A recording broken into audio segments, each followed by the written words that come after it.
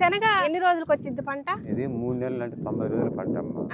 ఏదో వాతావరణం బాగలేకపోతే ఒక 10 రోజులు ముందు వస్తుంది, లేదా 90 రోజులు టైం తీసుకుని నీళ్లు పెట్టేది ఏం లేదమ్మా. ఇప్పుడు అంతా కెంట వచ్చేసి 5,000 రేట. ఒక 10 కెంటాలనే బండితే కానీ కౌళ్ళు కానీ కౌలు పొలమే ఇది. వాళ్ళ కౌలు కట్టి నేను మందులు వీటికి పై ఎరువులు వేస్తాం కదా, భూమిలో విత్తనాలు పెట్టే ముందుగా వేస్తాం. 20 కానీ DAP యూరియా మిక్స్ చేసి కానీ వేస్తుంటాము. కౌళ్ళు వచ్చేసి ఇప్పుడు దాదాపు 14,000 15,000 అంటే ఎకరాకి. 10 కెంటాలని దిగుబడి వస్తే కానీ ఈ ఖర్చులు ఇవన్నీ తేలి రైతుకి ఏదైనా కొంచెం మిగులుతాయి. ఈ దిగుబడి తగ్గితే ఈ రేట్ల మీద దెబ్బతింటాడు రైతు.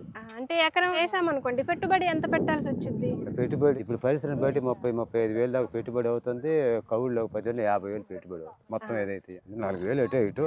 అంత పొలం అయితే 30-35 కౌలు కట్టే పని ఉండదు.